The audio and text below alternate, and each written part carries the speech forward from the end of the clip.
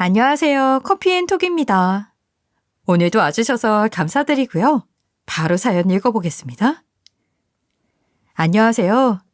저의 이야기를 이렇게 보내게 되다니 감회가 새롭네요. 채널에 올라오는 사연들을 듣다 보면 도대체 사람이 어떻게 저런 경험을 할 수 있을까 하는 의문이 들곤 했는데 제가 직접 경험해보니 사람 사는 게 크게 다르지 않고 주변인 중 빌런이 꼭 있는 것도 크게 다르지 않구나 하는 생각이 들었어요. 제가 평생 잊을 수 없는 제 인생 최악의 빌런이 벌인 그때의 이야기를 들려드릴게요. 저는 홀어머니 밑에서 자랐어요.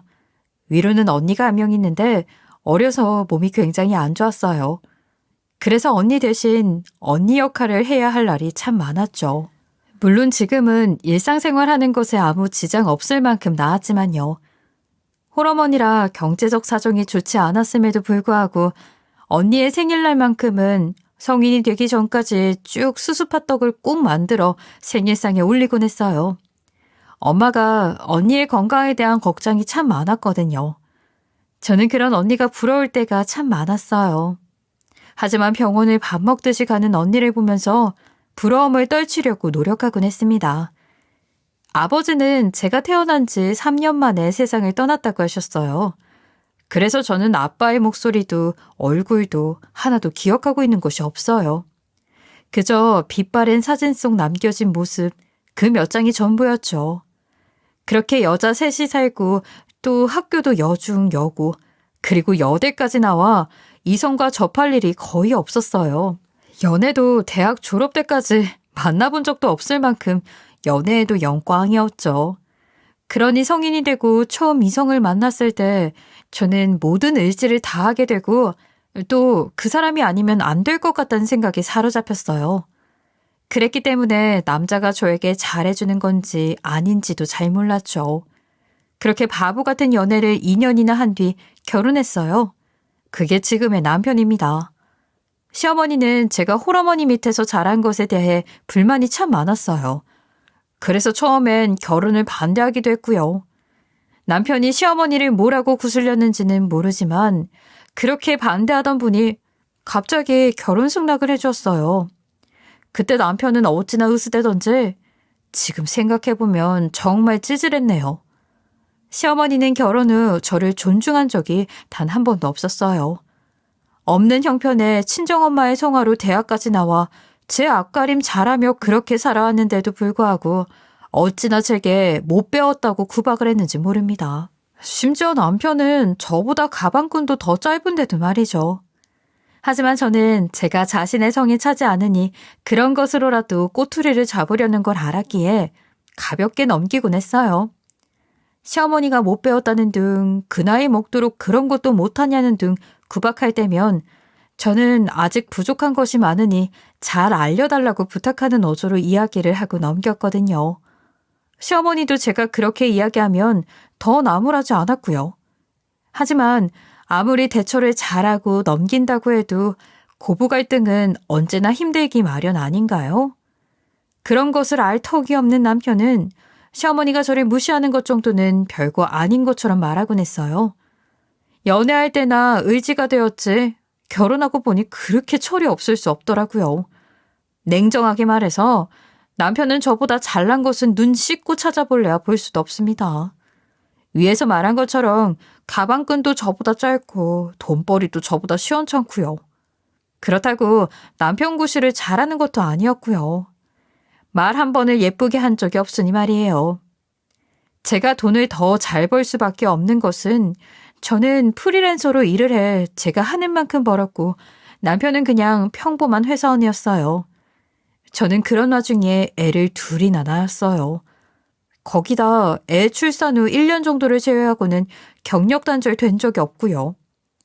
저는 제가 정말 열심히 살아왔다고 자부할 만큼 잠 줄여가며 그렇게 일하면서 지냈어요. 그런 노력 덕에 애들 다 대학을 보내고도 걱정 없을 만큼 돈도 모았고 아이들 방이 하나씩 있는 4식구 살기 넓은 집에서도 살게 되었어요. 잘 살고 못 살고를 따지기는 민망하지만 흥청망청 돈 쓰기를 좋아하는 남편을 둔 것 치고는 정말 잘 읽었다고 생각해요. 제가 자신의 아들보다 능력도 좋고 이만큼 좋은 부를 누릴 수 있는 것에 대해 고마움은 조금은 있을 법도 한데 시모는 그것조차 마음에 안 들어 했어요. 경제적인 부분에서 가장인 남편보다 더 우위에 있으니 남편의 길을 팍팍 죽인다면서 여자가 잘 되려고 하니 남자가 힘을 못 쓰는 거라는 말까지 하더라고요. 그런데 남편의 길을 살려주겠다고 벌 수 있는 돈을 안 벌 수는 없는 거잖아요? 실질적으로 경제적으로 제 도움을 크게 받고 있는 것은 사실이니까요. 그리고 저는 제 아이들이 부족함을 느끼면서 자라는 것을 원치 않아서 더 악착같이 일했던 것이에요. 제가 홀어머니 밑에서 늘 남이나 부러워하면서 그렇게 자랐으니까요. 거기다 아이들은 제가 바쁜 것을 참 좋아했어요. 물론 어릴 적에는 많이 칭얼대기도 했고 제가 일하는 탓에 돌이 지나자마자 어린이집에 다녀야 했지만 어느 정도 자란 지금은 집에서 뒹굴거리는 엄마보다 바쁘게 자신의 삶을 사는 엄마가 더 멋지다면서 말이에요. 심지어 둘째 아이는 제가 자신의 롤모델이라는 말까지 해주고요. 그리고 제가 본보기가 되었는지 아이들도 자신이 할 수 있는 역할을 직접 찾으려고 하고 또 해내려고 노력하는 자세도 가지게 되었어요. 그러니 삶이라는 것에 대해 무기력하게 그리고 우유부단하게 지내는 것은 남편뿐이었죠. 그런데 그게 모전자전이더라고요. 시어머니도 어찌나 우유부단하던지 매사에 선택하는 것에 대해 늘 어물쩡대고 망설이는 법이 많았어요. 거기다 늘 해야 할 일을 남에게 미루기 일쑤였고 발등에 불이 떨어져야 그제야 바삐하는 그런 스타일이더군요. 저와 맞지 않은 시어머니의 생각 차이 때문에 저에게는 시댁하면 늘 답답함부터 밀려왔어요. 미리 일을 해놓으려고 해도 시어머니는 되려 아직 멀었는데 뭘 미리 하려고 하느냐고 나무랐고 결국에는 미루고 미루다 제가 일 때문에 바쁠 시기에 꼭 시어머니는 저를 불러다 하려고 했죠. 저는 그럴 때면 정말 잠 한숨 못 자고 고군분투해야 했어요. 하지만 저는 군말 없이 모두 해냈습니다. 그렇게라도 시어머니에게 덜 미움받고 싶기도 했고 결국 이 모든 것을 제가 선택한 것이니 누굴 탓할 수도 없었으니까요. 그냥 제가 잘해보자는 마음으로 임했어요. 시어머니는 그럴 때 유일하게 저를 칭찬해 주었고요. 독하다 했지만 이럴 땐 참 쓸모있다면서 말이에요. 칭찬에 인색한 분이 해주는 칭찬이니 몸은 힘들어도 기분은 좋더라고요. 그런데 우리 가족의 실질적 가장 역할과 시댁까지 신경을 쓰다 보니 친정엄마는 늘 뒷전이 되었어요. 거기다 시어머니는 제가 친정엄마를 챙기는 것도 못마땅해 하셨죠. 그래서 늘 그걸로 트집을 잡으셨어요. 한 번은 친정엄마의 생일을 며칠 앞둔 날이었어요. 그날은 시어머니가 제가 만든 갈비찜이 드시고 싶다며 당장 만들어달라고 성화를 부리셔서 어쩔 수 없이 일하던 중간에 재료를 사서 시댁에 찾아갔었죠. 그리고 시댁에서 정말 정성을 다해 만들어드렸고요. 시어머니는 남편이 퇴근하고 오면 시댁에서 저녁을 먹고 가라고 하시더라고요. 저는 친정엄마의 생일 당일에 회사 미팅으로 시간을 낼 수 없어 그날 미리 친정 식구와 저녁 약속을 잡아놨던 상황이었어요. 그래서 시어머니께 자초지종을 설명한 뒤 거절했죠. 그런데 시어머니는 그게 기분이 나쁘셨는지 갑자기 제가 만든 갈비찜을 맛본 뒤 남은 뼈 조각을 제 발에 고의적으로 떨구며 말했어요. 어쩐지 네가 순순히 올 때 알아봤어야 했다. 네 친정엄마랑은 좋은 곳에 가서 외식할 생각이었으면 나는 내가 부탁을 해야만 얻어먹는 이 갈비찜이나 대충 해주고 가려던 심산이었던 거냐? 더럽고 치사해서야 원. 입맛 떨어졌으니까 네가 만든 갈비찜 다 챙겨가거라. 어머님께서 드시고 싶다고 해서 제가 일하던 중에 재료까지 사와서 해드린 건데 대충 해줬다니요. 그리고 친정엄마 생신이 얼마 안 남았는데 그날 제가 일 때문에 시간을 비울 수 없어서 오늘 대신 생신을 챙겨드리는 건데 그것마저 서운해하시면 어떡해요. 이게 차별 아니면 뭐야. 피 섞인 부모는 뜨신 밥에 고기 서먹이면서 나는 이따위 거나 먹으라는 게 어쩜 조금 예뻐 보일라 치면 이렇게 사람 뒤통수를 갈기는지. 이러니 정이 붙냐고 이러니. 작년 내 생일 때는 우리 집에서 대충 떼어놓고 지 애미 생일이라니까 뭐? 외식? 작년 어머님 생신 때 어머님께서 좋아하시는 명품관까지 가서 한정판 백 사셨잖아요. 제가 외식이라도 하자니까 제게 이렇게 돈 많이 쓰고 뭘 또 쓰냐고 집에서 가볍게 먹자고 한사코 거절하셔서 집에서 식사한 거고요. 작년 저희 엄마 생신은 어머님 입원하셔서 병간호하느라 챙겨드리지도 못했잖아요. 그래서 이번은 꼭 챙겨드리고 싶어서 저녁 약속 잡은 거예요. 아이 시끄러. 시엄마 앞에서 버르장머리 없이 어디 운송을 높여. 꼴도 보기 싫으니까 당장 가. 우리 집안에 뭐 이런 게 굴러 들어와서 사람을 이렇게 복장 터지게 만드는지 몰라. 그날 뒤로 며칠을 시어머니는 제게 서운함을 표현하느라 잔소리를 퍼부어댔고 저는 결국 시모의 기분을 맞춰주기 위해 시간을 내어 시댁 식구와도 외식을 해야 했어요. 심지어 친정엄마와는 비교도 되고 싶지 않다면서 호텔 뷔페를 미리 예약까지 해두었더라고요. 친정엄마와는 평소에 우리 여자 셋이 좋아하는 닭발집에 가서 허심탄회한 이야기나 나누면서 소소한 추억거리를 쌓은 게 전부였는데 말이죠. 이렇게 친정엄마를 챙기는 것만 보면 눈이 뒤집혀 난리를 치니 제가 친정엄마를 챙기는 것까지 시어머니의 눈치까지 보며 해야 했어요. 그런데 결국 이렇게 눈치나 보며 친정엄마를 잘 챙기지 못했던 게 큰 후회로 돌아오는 날이 생기고야 말았습니다. 엄마는 젊은 시절 우리 자매를 혼자 키우기 위해 굳은 일도 마다하지 않고 정말 피땀 흘려가며 고생하셨는데 그 탓에 이른 나이에 골병이 들었고 점점 나이를 먹어가면서 몸은 더욱 쇠약해지셨어요. 그래서 매년 건강검진은 꼭 해드렸죠. 제가 떳떳하게 엄마를 챙길 수 있는 유일한 효도가 그것이었어요. 왜냐면 시어머니도 매년 건강검진을 했으니까요. 그 가당하기 어려운 일이 일어났던 날도 엄마의 건강검진 예약일이었어요. 평소 어떤 일이 있어도 제가 미리 시간을 비워두고 꼭 따라 나서곤 했는데 그날은 하필이면 제가 몸살이 나서 함께하지 못했어요. 언니도 당연히 제가 함께 간다고 알고 있어서 미리 회사에 이야기하고 시간을 빼지 못했고 설상가상으로 그날은 회사에 중요한 회의가 잡혀있어 반차도 쓸 수 없던 날이었죠. 제가 엄마에게 이야기를 미루자고 조금 고집을 피웠는데 친정엄마는 자신이 무슨 어린애도 아니고 자식들 도움 없이 건강검진도 못 받으러 갈 만큼 노인네도 아닌데 왜 그리 유난이냐며 혼자 다녀오겠다고 하시는 거예요. 저는 마음이 불편했지만 엄마는 아픈 제게 푹 쉬고 있기나 하라며 자기가 끝나고 집에 돌아가면 연락하겠다고 이야기하고 호련히 병원에 혼자 가버렸어요. 그런데 엄마는 건강검진을 마치고 택시를 타고 집으로 돌아가던 중 사고를 당하고 말았어요. 병원에서 엄마 집으로 가는 길 중 가장 빠른 길은 고가도로를 타고 가야 했고 얼른 집에 가 쉬고 싶었던 엄마는 택시기사분께 빠른 길로 가달라고 요청을 했던 겁니다. 그래서 고가도로를 타고 가던 중 큰 트럭이 졸음운전을 해 엄마가 타고 있던 택시와 충돌하는 사고가 생기고 말았어요. 기사님은 다행히 목숨에는 큰 지장이 없었지만 하필 트럭과 부딪힌 방향이 저희 엄마가 앉아있던 쪽이라 너무도 큰 타격을 입고 말았던 거죠. 결국 엄마는 병원으로 이송 중 세상을 떠나고 말았습니다. 청천벽력 소식에 몸이 아픈 것도 새까맣게 있고 엄마가 잠들어 버린 곳으로 황급히 출발했어요. 제발 아니길 바라는 간절한 마음과 동시에 떠오르는 생각은 깊은 후회였어요. 조금 더 고집을 피워서라도 이야기를 미룰 걸. 내가 좀 아팠어도 엄마와 동행을 할 걸. 그리고 이렇게 허망하게 떠날 줄 알았다면 그 누구의 눈치도 보지 않고 온 마음을 다해 효도하고 자주 찾아뵐 걸.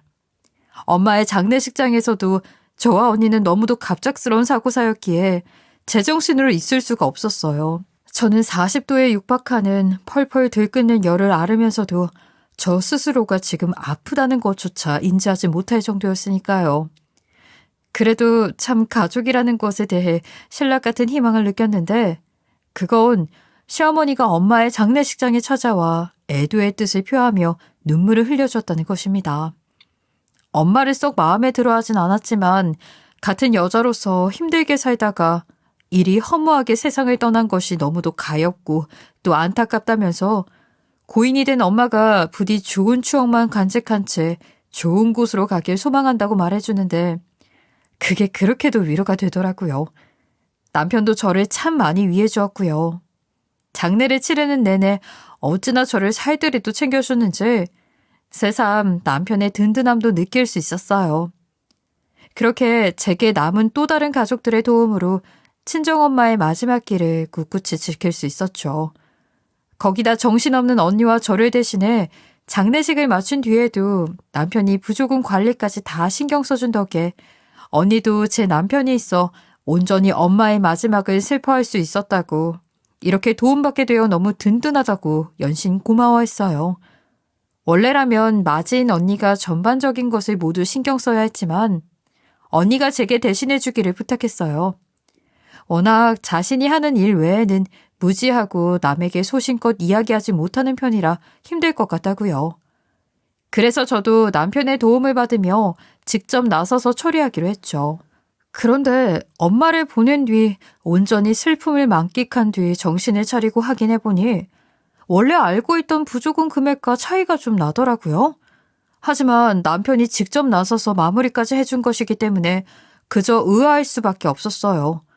저는 남편에게 원래 알고 있던 금액과 맞지 않는데 어떻게 된 것이냐고 물었더니 남편은 그럴 리가 없다고 하는 겁니다. 자신이 여러 차례 확인해 보았으니 믿으라면서요. 그래서 저는 남편이 어련히 알아서 잘 해주었을 텐데 제가 한 계산에 뭔가 착오가 있었나 보다 하고 넘겼어요. 그렇게 두어 달쯤 지났을 때였습니다.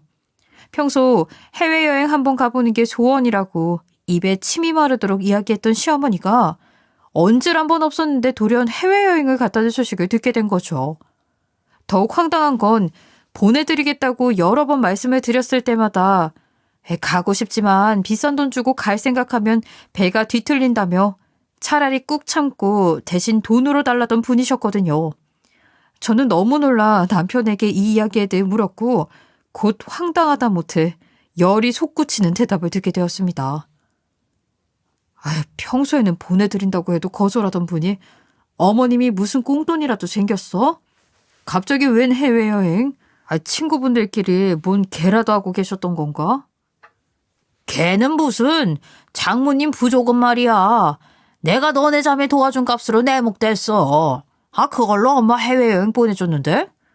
친구분들 모아서 가느라고 돈 꽤 썼다니까. 겸사겸사 너네 자매도 도와주고 엄마한테 효도도 했지. 장모님 그렇게 가신 거 보니까 나도 엄마한테 효도해야겠다 싶더라고. 그럼 저번에 내가 부조금 금액 다른 것 같다고 했을 땐 왜 아니라고 잡아댔어? 다른 게 맞는 거잖아. 이 사람 참 다르긴. 내가 내 몫으로 뗀 거 빼면 딱 맞으니까 맞는 거지. 얼마 떼지도 않았는데 그걸 굳이 이러니 저러니 말해야 돼? 당신이 멋대로 몫이라고 떼낸 거면 엄연히 도둑질이야? 내가 당신한테 고맙다고 챙겨줬던 돈도 따로 받아놓고 이게 말이 돼? 그리고 왜 우리 엄마 부조금으로 네 엄마한테 효도를 해? 꿈에서 장모가 내 마음대로 쓰래. 근데 왜 네가 난리야? 누가 보면 내가 진짜 훔친 돈인 줄 알겠네. 도둑질 취급 집어치워. 네가 하든 내가 하든 생긴 돈으로 효도 좀 한 것뿐인데 왜 그렇게 시끄럽게 굴어? 알고 보니 제가 확인한 금액과 달랐던 부조금은 남편이 자신의 몫이라고 임의로 떼서 챙겼던 것이었고 그렇게 챙긴 부조금으로 그렇게 미루고 미루던 시어머니의 해외여행을 보내주었던 겁니다. 저는 천연덕스럽게 말하는 남편의 모습에 기가 차서 더 말도 안 나왔어요. 저는 남편과는 더는 한 공간에 있고 싶지 않아 무작정 집에서 가장 큰 캐리어를 꺼내 남편의 짐을 마구잡이로 싼 뒤 남편의 손에 쥐어주고 집에서 내쫓기 위해 안간힘을 썼어요. 그런데 남편은 그런 제 행동이 한참을 어이가 없다는 듯 웃더니 현관으로 자기 발로 걸어가며 말을 하는데 너무도 황당했습니다. 날 내쫓는다고 뭐가 바뀌냐? 넌 진짜 쓸데없는 거에 힘쓰더라. 가끔 보면 진짜 갑갑해. 쓸데없는 거에 힘을 쓰든 말든 인간 같지도 않은 네가 알 바 아니니까 내 집에서 당장 나가. 네 돈 내 돈인데 뭐가 문제냐고. 아유 진짜 어이가 없네. 부부가 네 돈 내 돈 가리면서 사는 것도 아니고 치사하게 왜 이래? 애들도 아니고. 아유 어차피 내가 내목 안 챙겼으면 당신한테 돌아오는 돈일 텐데 뭐가 문제냐고. 그래, 여태 네 돈 내 돈 가르지 않고 내 돈으로 이만큼 살았는데 그게 너무 후회돼서 지금부터라도 가릴 생각이다. 그러니까 네 돈 한 푼 안 들어간 내 집에서 나가라고.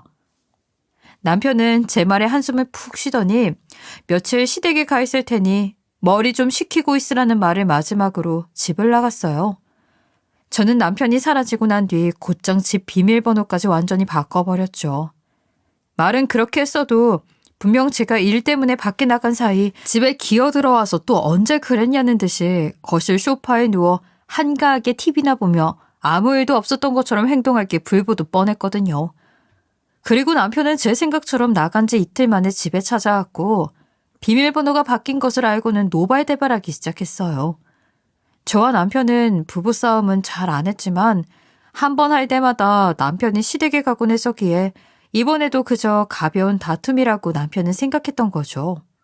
그런데 제가 난생 처음으로 집 비밀번호도 바꿨고 남편은 정말 이 정도 일로 별거라도 할 작정이냐며 이 정도로 까탈스럽게 굴었으면 그만 좀 쉬어하라고 현관 밖에서 고래고래 소리를 쳤죠. 저는 복도랑 이어진 작은 방 창문을 빼꼼히 열어 남편에게 경찰에 신고하기 전에 우리 집 앞에서 꺼지라는 말을 남긴 뒤 창문도 걸어 잠궈버렸어요. 그 후로 남편은 하루에 수십 통씩 어쩔 땐 1분마다 한 번씩 제게 전화를 걸었지만 저는 싹 다 무시했어요. 그렇게 일주일이 지나고 시어머니가 해외여행을 마치고 돌아왔고 남편이 시댁에 있는 것을 보고 제게 연락을 해왔어요. 남편이 시댁으로 가게 된 경위를 모두 알고 있는 것 같았죠. 제게 자신이 해외여행 다녀온 것이 남편까지 쫓아날 일이냐면서 해외여행 다녀오느라 쓴 비용을 이제 와서 어쩌라는 거냐며 고집은 그 정도 부렸으면 됐으니 남편을 얼른 데려가려는 겁니다. 저는 이런 식으로는 끝낼 가벼운 문제가 아니라고 대답했고요. 그런데 시어머니가 제 대답에 자신이 엄마 떠난 것을 애도하는 마음까지 표했는데 그 얼마 안 되는 부조금으로 해외여행도 못 가냐면서 말도 안 되는 소리를 하는 겁니다. 저는 남편이나 시모의 뻔뻔스러운 언행에 당장 마주하고 싶지 않았어요. 그래서 시어머니와의 통화를 마친 뒤 남편에게 문자를 보냈죠. 소란 피우지 말고 한 달 동안 따로 잘 지내면 그때 상황 봐서 다시 생각해 보겠다고 말이에요. 사실 그건 시간을 벌기 위함이었어요. 시어머니와 남편의 도를 넘은 언행에 제대로 복수하고 싶다는 생각이 머릿속을 가득 채웠으니까요. 그 복수를 위해서라도 제게 조금의 여유 시간이 필요했거든요. 한 달이라는 시간 동안 저는 너무도 바빴지만 또 너무도 마음 편한 날들을 보냈어요. 아이들도 매일 거실 차지하고 빈둥거리는 아빠를 보는 것이 탐탁지 않았는데 없으니 집이 다 훤해 보인다고 말하는데 어찌나 웃음이 나던지. 그런데 딱 따로 지낸 지 한 달이 되자 시어머니와 남편은 제게 또 전화해서 닥달을 했어요. 원하는 대로 한 달이라는 시간을 보냈으니 이제는 고집 그만 피우고 다시 남편이 집으로 돌아갈 수 있도록 하는 것이 맞다고 말이에요. 저희 애들만도 못하는 애들의 속을 모르는 두 모자는 아이들 핑계까지 대며 남편이 집으로 꼭 들어가야 한다고 어필하는데 그 모습이 너무 우스웠어요. 하지만 곧 제 신경을 건드리는 말을 시어머니가 내뱉고 말았습니다. 제게 부조금으로 자신이 여행 갔다는 것을 정 못 참겠으면 해외여행 비용을 다시 돌려주겠다고 그럼 되겠느냐면서 더럽고 치사해서 못 참아주겠다고요. 그러면서 저를 모욕하는 말도 빼놓지 않았죠. 야, 네 하나뿐인 시모가 난생 처음 해외여행 좀 다녀왔는데 그걸 가지고 이렇게 오랫동안 트집을 잡을 문제니? 아, 너는 어떻게 돼? 내가 속이 밴댕이 소갈딱지야? 다 죽은 사람 앞으로 한 부조금에 내가 낸 돈은 없다니? 네가 나였으면 이따위 대우가 기분이 좋겠느냔 말이야. 어떻게 가장인 남편까지 내쫓길? 어머님, 입장 바꿔 생각해 보세요. 제가 어머님 앞으로 들어온 부조금 일부 빼돌려서 제 친정엄마 해외여행 보내드리면 어떨 것 같으세요? 뭐야? 이 정신 나간 년이 어디다 비교하는 거야? 이거 개념이 없어도 적당히 없어야지. 지 엄마 죽었다고 눈에 뵈는 게 없어. 그리고 내 아들이 애초에 너한테 부조금을 맡기겠니? 뭘 믿고? 이렇게 멍청해서야 원. 이러니 눈 뜨고 코 베이지 모질한 거사. 저는 시어머니의 말에 전화를 끊고 당장 시댁으로 쳐들어갔습니다. 시모와 남편은 이렇게 쉽게 데리러 올 거면서 뭐 이리 시간을 끌었냐는 듯이 눈을 축혀뜨며 저를 바라보았죠. 남편은 저를 보고 이제 자신의 짐을 가지고 나오면 되냐며 그간 묵었던 방으로 어기적 걸어가는데 시어머니도 같이 짐 챙기는 것을 돕겠다며 남편의 뒤를 따랐고 저는 그런 남편과 시어머니에게 감히 어디에 발들일 생각을 하냐고 소리를 빽 지른 뒤 손에 쥐고 있던 이혼 소장을 마구잡이로 남편과 시어머니에게 던져버렸습니다. 하지만 그 둘은 굴하지 않고 되려 제게 무슨 이깟 일로 지금 이혼을 하겠다고 하는 거냐며 이혼을 하겠다는 생각을 한다는 자체만으로 제가 오만방자하다고 이런 걸로 자기들을 겁박하면 누가 겁을 먹을 줄 아느냐며 콧방귀를 껴대더군요. 그래서 저는 그간 제가 시댁을 위해 힘써왔던 모든 것을 이야기했어요.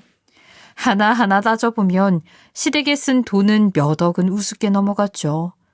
그럼에도 불구하고 제게 감사한 줄 모르는 이 집안 사람들이 치가 떨렸습니다. 하지만 제 말에 인상을 쓰며 팔짱까지 낀 채로 어디 더 할 말 있으면 더 해봐라는 식의 눈빛을 쏘아대고 있었어요. 저는 그런 시어머니에게 아직 더 보여주지 않은 서류가 하나 더 있다고 이야기했죠. 그제야 시어머니는 움찔하더군요. 그래서 이때다 싶어 바로 손에 쥐고 있던 나머지 서류 하나도 남편의 얼굴에 던져버렸어요. 남편은 아무리 우스워도 자신이 가장이고 남편인데 이렇게 대하는 것이 말이나 되냐며 저를 미친 사람 취급해드느라 얼굴이 새빨개져서는 제가 던진 서류는 안중에도 없더군요. 그나마 옆에서 지켜보고 있던 시어머니가 바닥으로 떨어진 서류를 쥐어들어 확인해 보았어요. 그리고 곧 시어머니의 얼굴은 핏기 하나 없이 새하얘졌고 손까지 덜덜 떨기 시작했어요. 그리고 곧 떨리는 목소리를 한참 동안 가다듬었죠. 그러고는 나긋나긋하면서도 절박한 목소리로 바뀌었어요. 이 서류가 다 뭐냐고 묻는데 저는 서류를 잘 보시면 알지 않느냐고 모르겠으면 다시 한번 보시라고 말했고 남편도 이제야 궁금했는지 시어머니에게 바짝부터 서류의 정체를 확인하더라고요. 그러더니 갑자기 제게 손이라도 올리려고 했는지 욕설을 뱉으며 오른쪽 팔을 위로 쭉 뻗어 올리는데 그것을 제지한 것은 다름 아닌 시어머니였습니다. 그러더니 남편의 팔을 잡아 끌고 갑자기 제 앞에서 무릎을 꿇는 시어머니는 남편에게도 어서 꿇으라며 소리쳤어요. 남편은 마지못해 시어머니의 옆에 딱 붙어 무릎을 꿇었지만 눈에는 불만이 가득 차 있었죠. 저는 시어머니와 남편의 행동을 가만히 보고 있다 웃음이 다 터졌어요. 예상은 하고 있었지만 그렇게 노발대발을 하더니 서류 몇 장으로 이렇게 꼬리를 내리는 모습이 진짜 구차해 보였거든요. 저는 그런 시어머니와 남편에게 비꼬는 어조로 말했어요. 하지만 제 말에 화를 내기는커녕 더없이 절박한 목소리를 한 채 애원하기 시작했죠. 아이고, 제가 하는 겁박 따위에 겁을 먹을 것 같냐고 하신 분은 다 어디에 가신 거죠? 갑자기 태세 전환에서는 다른 사람이 되어버리셨네요. 예상은 했지만 너무 뻔해서 웃긴데요. 예, 그래도 가족이라는 명목으로 함께한 세월이 얼만데 고작 부조금 몇백만 원으로 이게 다 말이 되니? 내가 미안하다. 윗사람으로서 그리고 부모로서 아들에게 잘못된 것을 가르치지 못했어. 아들놈이 빼돌렸던 부조금은 내가 어떻게든 다시 다 돌려주마. 그러니 그만 기분 풀렴. 고작 이 정도에서 멈출 거였다면 애초에 이 서류들을 들고 달려오지도 않았겠죠. 제 기분은 더 풀릴 수 없어요, 어머님. 그리고 그 부조금도 다시 돌려준다고 해도 기쁘지 않고요. 아유, 그럼 내가 어떻게 하면 기분이 풀리겠니? 응? 어떻게 해야 멈춰줄 거니? 아이, 그래. 별거라도 쭉 이어가면 그러면 될까? 별거에 대해서는 앞으로 쭉 이야기 꺼내지 않으마. 아이, 그러니 제발. 죄송하지만요, 어머님. 이제 우리 가족 같은 관계 이만 끝내죠. 제가 열심히 살면서 가족 같지도 않은 가족한테 낭비한 돈도 시간도 너무 많아서요. 어머님 아들 반품할게요. 저는 필요가 없을 것 같네요. 그리고 가압류권은 해제할 일이 아마 없을 거예요. 이의 신청 하나만 하신 건 아시죠? 괜히 힘쓰지 마시라고요. 예, 아가. 어떻게 사람이 그렇게 매정하니? 아무리 그래도 너와 우리가 함께한 세월이 20년은 넘어. 애들 생각은 안 하니? 아빠 없이 어떻게 키우려고 그래? 애들한테도 피해가 클 거야.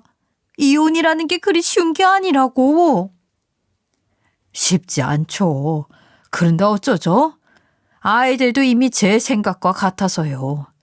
남편이 번 돈으로 애들 선물 한 번을 사봤겠어요? 자기 쓰느라 바쁜데. 그런 아빠 필요도 없다네요. 제가 여자들끼리만 살아보니까 그것도 그것대로 다 복해요. 그러니 걱정일랑 마세요. 아무리 미워도 부모고 애증 관계를 끊을 수는 없다. 이혼을 정해야겠으면 가압류만이라도 어떻게 안 되겠니? 내가 이제라도 자라마. 20년은 너를 막대했으면 앞으로 남은 몇십 년은 이 시엄마가 아닌 친정엄마만큼 너를 살뜰히 살피고 아끼마. 그래도 안 되겠니? 고부관계가 아무리 좋아도 친자식만 못하다는데 그게 되겠어요? 엎질러진 물을 주워 담을 수도 없는 노릇이니 어디 한번 잘 지지고 볶으면서 살아보세요. 얼마나 행복하게 살아가실지 기대가 되네요. 앞으론 평생 마주치지도 말고 그렇게 살아요, 우리. 남보다도 더 남 같은 시댁도 이제 끝이니까. 저는 이 말을 마지막으로 시모와 남편을 뒤로 한 채 집으로 돌아왔어요. 너무도 홀가분한 마음으로요. 시어머니는 집으로 향하는 제 바지끄댕이라도 잡기 위해 기어오셨지만 소용없었죠. 사실 제가 시어머니와 남편에게 보여줬던 서류는 시댁 재산을 가압류 걸었다는 것을 증명하는 서류였어요. 자존심 강한 시어머니가 이렇게까지 굽신거렸던 이유는 제게 빚진 것이 있어서 빼도 박도 못하게 생겨서였어요. 실은 저희 엄마가 별세하기 1년 전 시부 건강에 문제가 생겼어요. 원래 시부는 작은 사업체를 운영했는데 갑작스러운 건강상의 문제로 병상에 눕게 되었고 그 탓에 관리해주는 사람이 몰래 빼돌린 비자금을 횡령하고 달아나서 망하고 말았어요. 그 탓에 빚더미에 앉게 되었고요. 거기다 시부의 병원비까지 감당하기에는 시어머니의 힘만으로는 역부족이었어요. 그렇다고 남편이 큰 도움이 되지도 못했고요. 시어머니가 어쩔 도리가 없으니 살고 있던 유일한 재산인 집까지 팔아버리려고 했어요. 그런데 그 나이에 그 집까지 없으면 안 되겠다 싶었는지 마지막에는 결국 제게 도움을 청했죠. 저는 아이들을 키우며 정말 이 악물고 모았던 돈을 모두 내주었어요. 물론 갚기로 하는 전제로요. 시어머니는 계약서라도 쓰겠다고 하기에 저희끼리지만 계약서도 쓰고 구두로도 녹음을 해놓았죠. 그런데 시어머니와 남편은 정말 뻔뻔했습니다. 그렇게 빌려간 돈을 갚기는커녕 나중에는 저에게 가족끼리 무슨 돈을 빌려주고 갚고 이러냐면서 주면 준 걸로 끝내는 것이 맞는 거 아니냐고 하더군요. 저는 그럴 수는 없다고 했어요. 위에서 말한 몇 억은 훌쩍 넘겠다고 한 그 돈이 바로 제가 이런 이유로 빌려드린 돈이었으니까요. 적은 돈이라면 몇 번이고 도움이 된다면요. 시부가 빨리 완쾌하는 바람을 담아 보탬이 되고 싶다고 드렸겠죠. 하지만 서울 변두리에 아파트 한 채를 살 정도의 돈을 그냥 준다는 게 말이나 되나요? 그것도 제 전 재산이었던 돈을요. 저는 이혼하는 마당에 시댁의 안위까지 걱정할 필요가 뭐 있겠나 싶어서 우리의 모든 관계를 정리하면서 돈도 확실히 정리해야 제대로 된 복수라는 생각이 들었어요. 돈 때문에 시작된 문제는 돈으로 끝을 내야겠다는 생각이었던 거죠. 그래서 남편이 시댁에서 지내는 동안 만발의 준비를 해두었어요. 이혼 소송을 진행하기 전 걸어둬야 빼돌릴 일이 없겠지 싶었거든요.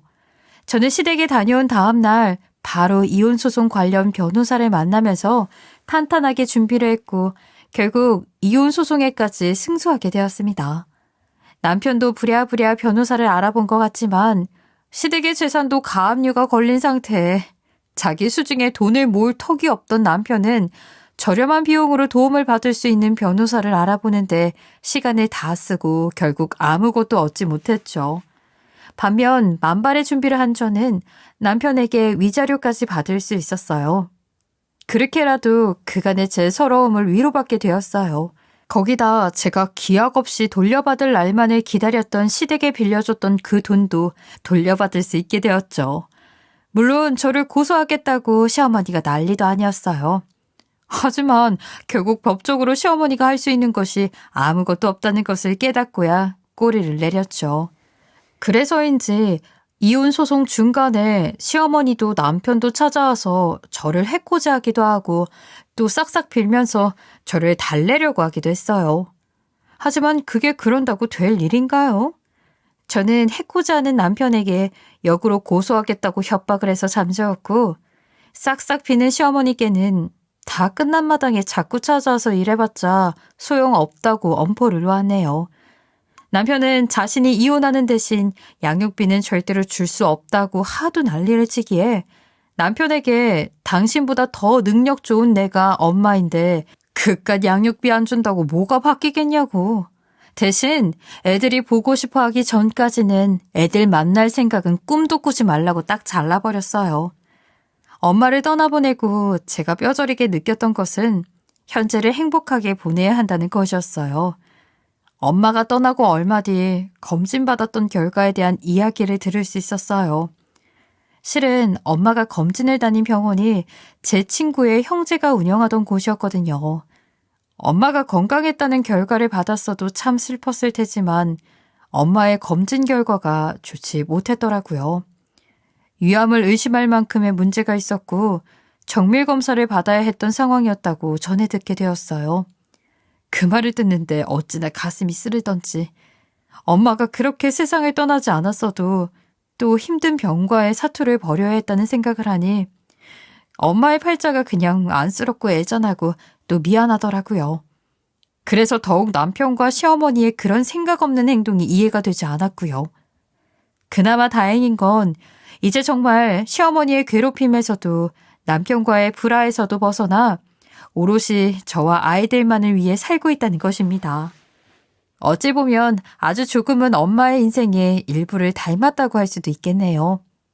여자 혼자 엄마라는 위치에서 아이 둘을 키워내고 있으니까요. 하지만 엄마의 삶과는 전혀 다릅니다. 물론 힘들지만 그 힘듦에 찌들지 않고 경제적인 어려움도 없으니까요. 그저 아이들에게 아빠의 빈자리를 앞으로도 느끼지 않도록 최선을 다할 뿐입니다. 하늘에서 우리를 지켜보고 있을 엄마가 부디 제 선택을 응원해 주길, 그리고 앞으로 더욱 행복할 수 있도록 우리 자매도 내 아이들도 모두 지켜주길 바라봅니다. 또한 앞으로 더욱 승승장구해서 시어머니와 남편이 제 소식을 전해 듣게 되었을 때 배 아파 죽겠다 싶을 만큼 약 올라 있으면 좋겠네요. 앞으로 저희 집은 가족이라는 모양새는 남들과 조금 다를 테지만 화합, 행복, 평안이라는 본질은 변하지 않도록 열심히 행복하게 살아가겠습니다. 저희 모녀들에게 많은 응원 부탁드리며 긴 사연 들어주신 애청자분들 감사합니다. 언제나 행복하세요. 지금까지 커피앤톡이었습니다. 오늘도 끝까지 함께 해주셔서 감사하고요. 다음 영상으로 또 찾아뵙겠습니다.